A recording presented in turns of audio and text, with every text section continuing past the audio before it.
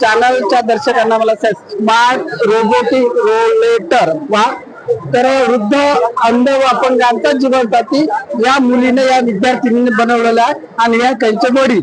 तर मॅडम तुम्ही आम्हाला तुमचं नाव, तुमचं शाळेचं नाव आणि गावाच्या जिल्ह्याचं नाव सांगा आणि याचं सर्व उद्दिष्ट वगैरे सर्व भूमिका स्पष्ट. सर मी श्यामू सोमेश्वर ईश्वर श्री केशवराज माध्यमिक विद्यालय लातूर येथून आले आहे आणि आता सध्या राजर्षी शाहू महाविद्यालय येथे शिकते.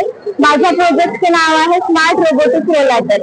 आपण पाहतो की केंद्र सरकारने अनेक योजना राबवलेल्या आहेत. त्यापैकी एक योजना म्हणजे जन आरोग्य योजना. त्याबरोबर 3 स्मार्ट इनिशिएटिव्ह आहेत, स्मार्ट सिटी, स्मार्ट ऍग्रिकल्चर आणि स्मार्ट मेडिसिन. तर स्मार्ट मेडिसिन या इनिशिएटिव्हच्या अंतर्गत मी हा प्रोजेक्ट तयार केलेला आहे.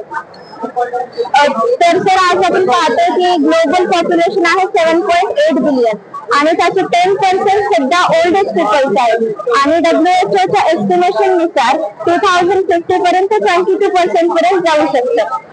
तर सर आजकाल आपण पाहतो की रोबोट आहे. हा सर, येस रोबोट. आणि आता मला बरेच रोबोट दिसत आहे, त्याच्यामध्ये सेन्सरचं प्रमाण वाढलेलं दिसतं. सेन्सरनं आपल्याला त्याची जाणीव होते. ठीक आहे, तर हा रोबोट त्यांना वापरायचा आहे. तर हा रोबोट कसा वापरायचा आणि याच्यात काय काय तुम्ही यूज केलेला आहे, त्याचा खर्च, त्यांचे बेनिफिट हे.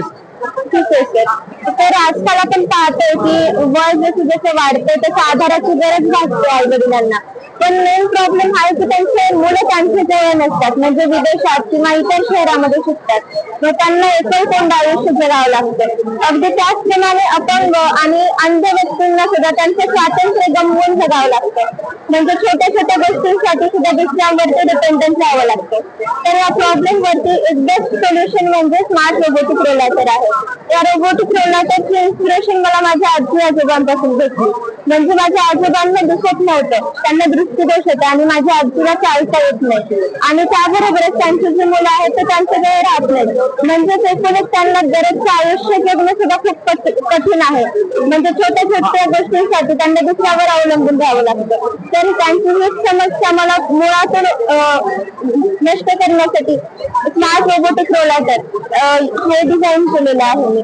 तर सर आपण पाहतोय की वय वाढेल तसे तसे अनेक आजार उद्भवतात, म्हणजे मोबिलिटी डिसऑर्डर्स येतात. पॅरालिसिस असेल, पार्किन्सन्स डिसीज असेल किंवा ऑस्टिओआर्थरायटिस, गेट डिसऑर्डर्स. तर यावरती बेस्ट सोल्युशन म्हणून रोबोटिक रोलेटर. यावरती सोल्युशन काढण्यासाठी सगळेजण वॉकर्स, व्हीलचेअर्स यूज करतात. पण वॉकर्स यूज करताना आपल्याला त्यांना उचलून ठेवावं लागतं किंवा स्टेअर क्लाइंब करू शकत नाही. व्हीलचेअर यूज करताना कोणीतरी मागून ढकलावं